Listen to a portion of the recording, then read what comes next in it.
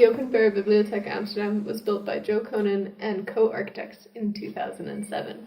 The project is located on Oosterdoksenland in Amsterdam, which is surrounded by several other remarkable works, such as the Nemo Science Museum, and as well as the iFilm Institute and the Conservatorium Music School. The program of the building was about 28,500 meters squared and is essentially designed with the intent to unite the world of books and literacy, which is currently growing apart in modern times. Another design intent and the main hope of the project was to create an experience within a library. What kind of experience? Well, what did you get from it? What do you guys get from it? Like, first impressions? It's not like a traditional library, not like the one that we have not like in OBA, as in like there's like a formal, this is for here, this is for books, this is whatever. Yeah, it's not like those, if you imagine libraries are just like rows of book stacks and it's a really narrow space, but this one is like, there's like a lot of open height space, and the experience is very like visual and in a way also very sensual. Right. Yeah. Like you said, it was like kind of it wasn't really about storing books anymore. It's it's evolving to more of a works space kind of. There's spaces to work, there's spaces to exhibit things. There was an architecture exhibit. I think design tries to exploit the idea behind books, which is knowledge. Okay. So usually we have this conventional idea that libraries are a storage for books, but if we expand on that, it's actually a storage of knowledge. So if we put it that way, because nowadays, there's a lot of ways to access knowledge and discuss about knowledge, not just through books. Right. So there's a lot of spaces to collaborate, a lot of spaces to open your laptops and study. So it's a very modern approach to a library in a sense. Yeah. So let's say it's not a collection of books, but it's a collection of people that are trying to gather knowledge. And I think that's essentially a library, right? Yeah. And I think the way that they do this is by, instead of designing spaces for books, they design spaces for people. So there's venues for things to happen, right? You were sketching on those stairs, those large stairs, right? We walked through. There was exhibition space that Lynn and I walked through, right?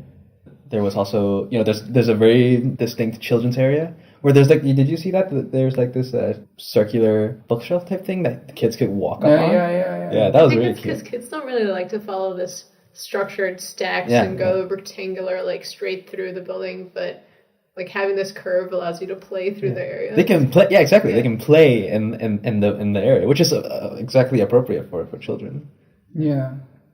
And then they could like stumble upon a book or something. So maybe obtain knowledge. Yeah. I like that they keep the busiest areas down like below on the ground floor and the first floor. Then you have the exhibition space, and then it just gets quieter as you go up. It's more private reading areas. I thought that was well organized. Yeah, and each kind of segment, each room, not really a room because it's not really walls, but each part of the library has its own like aesthetic. Like it's designed to do to encourage a certain type of activity, even though you're not demanded to do it. But most of it is like white and modern and has fancy lights and all that, right? But there's this one cordoned off area kind of that's like the bookshelves kind of make their own little corner, and there's tables and people can like study on their own, and you're just studying surrounded by books in a maze of books. Oh, the way that they create like this little study booth by like kind of having the bookcases encase the area. Yeah. That's cool.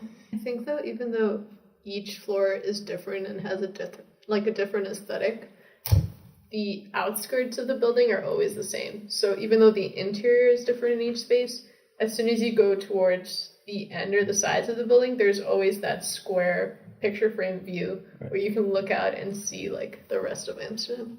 Right. I think that's the experience they're trying to provide. The way that they have like these chairs and pods at the end of the buildings, like where you have these rectangular boundaries. Yeah. And so that's just a space where you go to sit and read, but like as you're reading, you're also experiencing the outside. To me, it feels a bit like a compromise.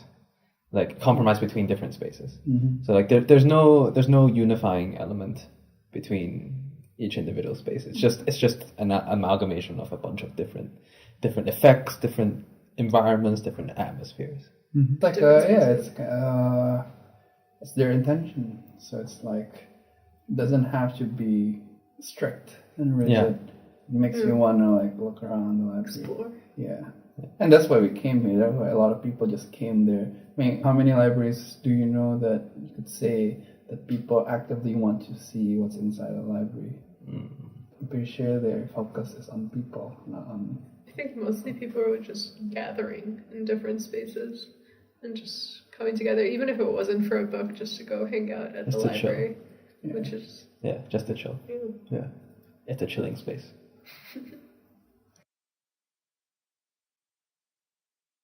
Like the The stairs. part that Yeah. Ansel said for a while. Is it the place to look at the kids? No, don't say that. That's how you spy.